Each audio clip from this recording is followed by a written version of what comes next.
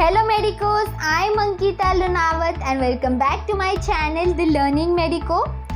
आज के वीडियो में हम देखेंगे mechanism of normal labour part 2। इसकी पार्ट 1 वाली वीडियो में हमने देखा था जो भी चीज़ें बेसिक नेसेसरी है मैकेनिज्म ऑफ नॉर्मल लेबर समझने के लिए, और आज पार्ट 2 में हम देखेंगे जो इसमें प्रिंसिपल मूवमेंट्स है जैसे engagement, descent, flexion, internal rotation, ये सब जो एक एक मूवमेंट्स है हम वो इन डिटेल देखेंगे। So let's get started. अगर आपने पार्ट 1 वीडियो नहीं देखी है तो पहले पार्ट 1 वीडियो देख लीजिए, उसके बाद पार्ट 2 देखिए, क्योंकि जो बेसिक चीज़ें नेसेसरी है यहाँ पर टर्म्स समझने के लिए वो मैंने वहाँ पर एक्सप्लेन की है। सो engagement takes place when the biparietal diameter of the fetal head has passed through the pelvic beam। तो एंगेजमेंट तब होता है जब फीटल हेड ऑसिपिटोलैटरल पोजीशन में और बायपैराइटल डायमीटर जो है वो क्रॉस कर लिया है। ये है occipitolateral position and this is the biparietal diameter. और ये एंगेजमेंट तब होगा जब बायपैराइटल डायमीटर जो है फीटल का वो पेल्विक ब्रीम क्रॉस कर चुका है। अब प्राइमरी ग्रेविडा में ये लेबर के पहले ही शुरू हो जाता है एंगेजमेंट, और मल्टी ग्रेविडा में ये first stage in the let first stage of labour, it occurs in the let first stage of labour.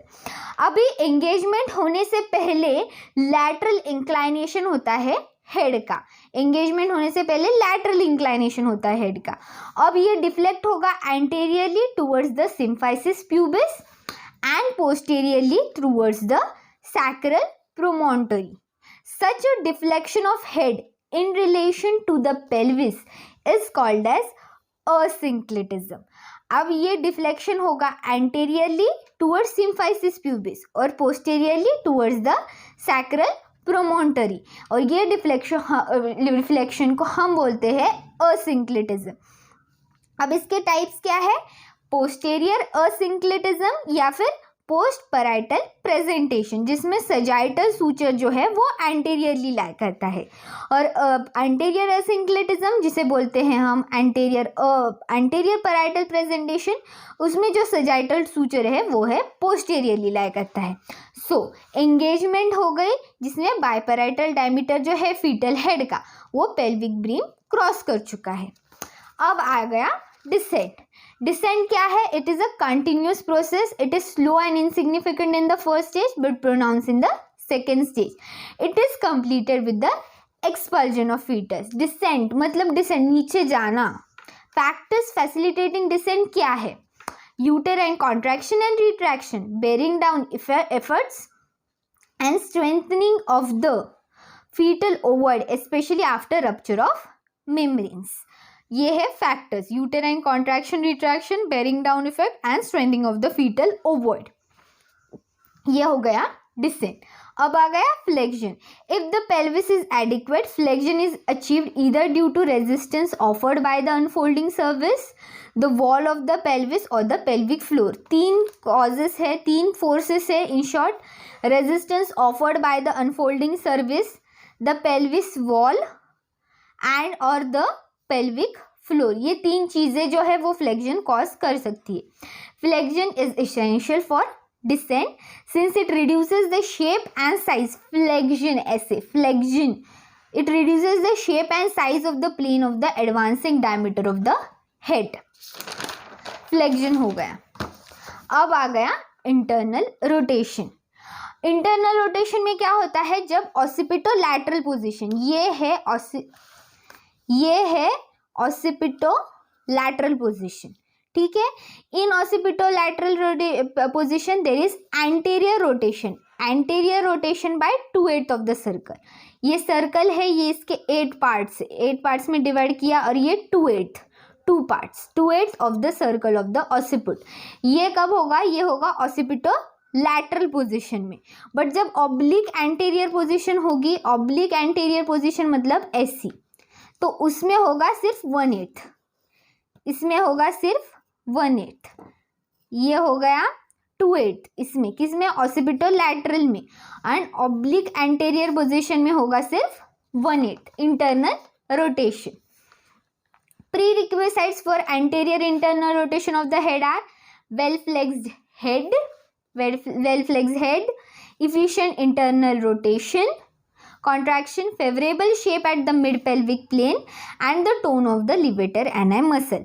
In majority of the cases, rotation occurs at the pelvic floor.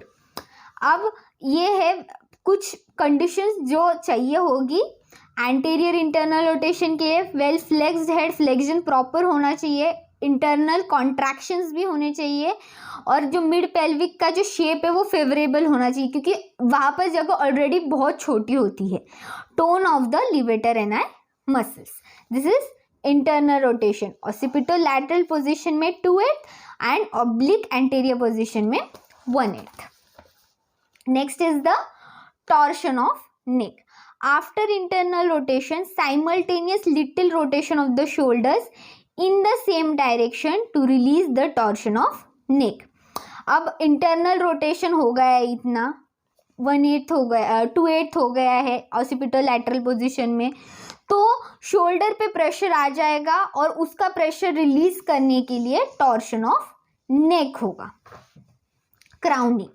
After internal rotation of head, further descent occurs till the occiput lies underneath the pubic arch. Occiput मतलब posterior part, fetal head का posterior part. Occiput lies underneath the pubic arch.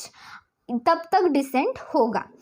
अब इस stage पे क्या होता है, जो maximum diameter of the head कौन सी है, बायपैराइटल डायमीटर.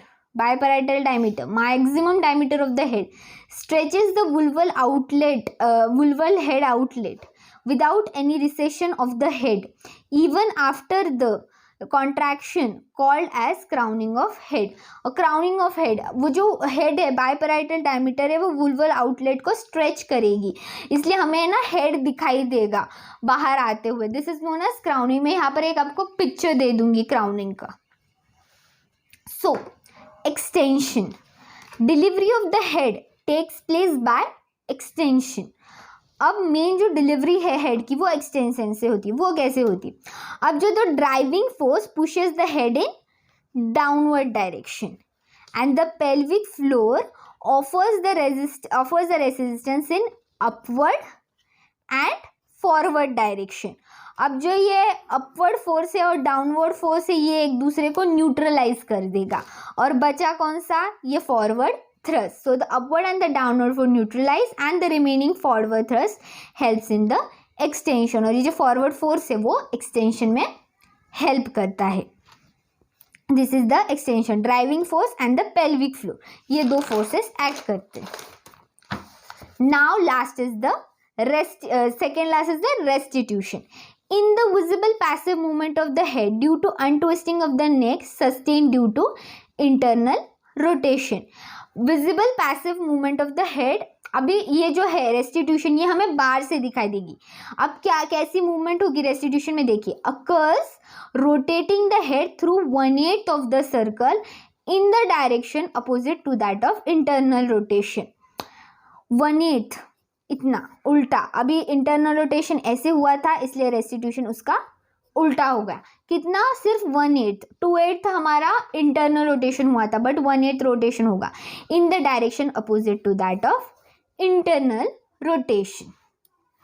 अब external rotation. It is the movement और rotation of the head visible externally due to internal rotation of the shoulder. External rotation visible externally, और ये क्यों होगा, क्योंकि इंटरनल रोटेशन हो गया था शोल्डर का, तो वो प्रेशर रिलीज करने के लिए एक्सटर्नल रोटेशन होगा. So this was the mechanism, principal movements in the mechanism of normal labour. तो पहला था एंगेजमेंट, जिसमें जो है बायपैराइटल डायमीटर है वो एंटर होगी. देन ये प्राइमरी ग्रेविडा में कैसे है, मल्टी ग्रेविडा में कैसे, वो देखा हमने. इसका लैटरल इंक्लाइनेशन होता है, एंटीरियरली होता है सिम्फाइसिस प्यूबिस की तरफ, पोस्टीरियरली होता है सैक्रल प्रोमोंटरी की तरफ, जिसे हम बोलते हैं असिंक्लिटिज्म. फिर डिसेंट देखा हमने, इज अ कंटिन्यूस प्रोसेस, और ये कैसे होता है, एक्सपल्जन से कंप्लीट होता है. अब फैक्टर्स फैसिलिटेटिंग डिसेंट में क्या क्या आते हैं, uterine contraction, retraction, bearing down efforts, strengthening of the fetal ovoid. फिर flexion देखा हमने, उसके बाद हमने देखा इंटरनल रोटेशन, ऑसिपिटोलैटरल पोजीशन में 2/8 होता है, ऑब्लिक एंटीरियर पोजीशन में 1/8 होता है, ये हमने देखा इंटरनल रोटेशन। उसके बाद हमने देखा torsion of neck.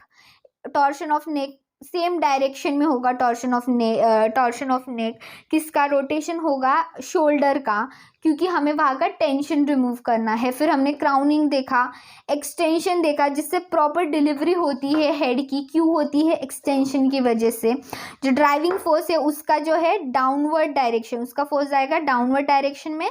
Pelvic floor offer resistance करेगा अपवर्ड और फॉरवर्ड डायरेक्शन में। ये दोनों न्यूट्रलाइज कर दिए और सिर्फ रह गया जो है वो है फॉरवर्ड थ्रस्ट।